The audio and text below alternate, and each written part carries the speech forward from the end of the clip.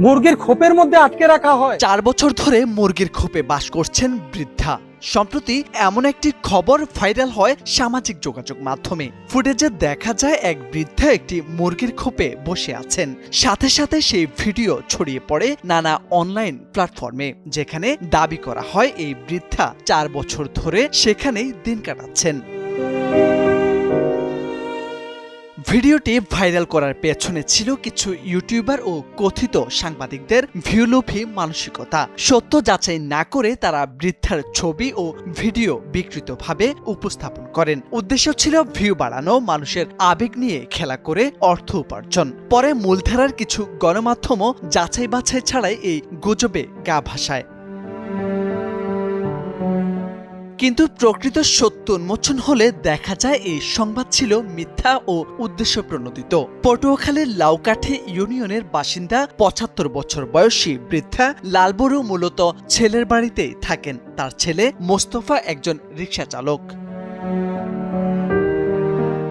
প্রতিদিন কাজের জন্য শহরে যান। ঘটনার দিন বৃদ্ধা লালবরুকে ডাক্তারের কাছে নেওয়ার পর বাড়ির সামনে বসিয়ে ওষুধ কিনতে যান তার পুত্রবধূ। তখনই হঠাৎ ঝড় বৃষ্টি শুরু হয়। পাশে থাকা একটি মুরগির খোপে আশ্রয় নেন মাত্র কিছু সময়ের জন্য। বাড়ি আসল না পর বিদায় এর পোতে পাইছে পার পর এর আনছে আন্যা এ ঘর তালামার থাকলে দুয়ার সামনে বসে এবং ঘর খোলা থাকলে ঘরের ভিতরে থাকে। ওরা করছে কি মনে হয় খোপের ভিতরে ঢুকাইয়া জোর পড়বে ওই ভাইরালটা করছে। ঠিক আছে, তারপর আমার কইতেছে ভাই আপনি একটু কথা বলেন যে আমি উচিত কথা বলছি, আমার যেটুক তুললেন আছে ওটুক আর ছাড়ে নাই, ছাড়ছে ওই মহিলার ওই বয়স্ক মহিলার খোপের ভিতরে ঢুকাইয়া এইবার ওইটা ছাড়ছে। ডাক্তার দেখাইয়া ওনারা বলছে যে এখানে বসেন, আমি ওষুধ নিয়ে আসি। তো ওখানে বসায় থেকে গেছে, ওনার ওষুধ আনতে গেছে। উনি আইসা দেখে আমার দাদি শাশুড়ি নাই, উনি না কইয়া এপারে চলে আসছে। আইসা এইখানে বসে ছিল।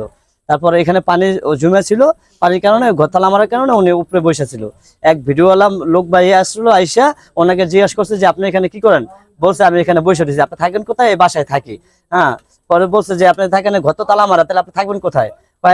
থাকবেন কোথায়? আমি তো আমার ছেলেরা ওপা থাকে, ওরা একটু পরে চলে আসবে।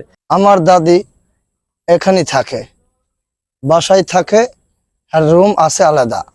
আমরা সবাই শহরে কাম করি। মিথ্যা সংবাদটি ছড়িয়ে পড়ার পর সেখানে উপস্থিত হন র্যাবের একটি দল ও উপজেলা নির্বাহী কর্মকর্তা। সঙ্গে সঙ্গে সহযোগিতার হাত বাড়িয়ে দেন র্যাব ও উপজেলা প্রশাসন। লালবরুর জন্য যথোপযুক্ত চিকিৎসা ও থাকার ব্যবস্থা নিশ্চিত করার উদ্যোগ নেওয়া হয়। পটুয়াখালীর সদর উপজেলা নির্বাহী কর্মকর্তা ইফাত আরা জামান উর্মি জানান, বৃদ্ধা লালবরু নিয়মিত ছেলের বাড়িতেই থাকেন। ভিডিওটি বিভ্রান্তিকর এবং উদ্দেশ্য প্রণোদিত।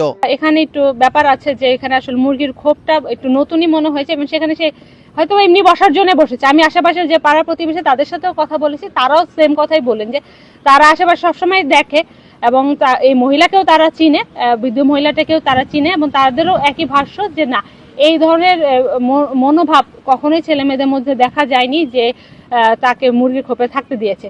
তো সার্বিক বিষয় আমার কাছে মনে হয়েছে যে আসলে তারা গরিব, হয়তো বা কাজের সময় যখন চলে যায় হয়তো ঘর তালা মেরে চলে যায়।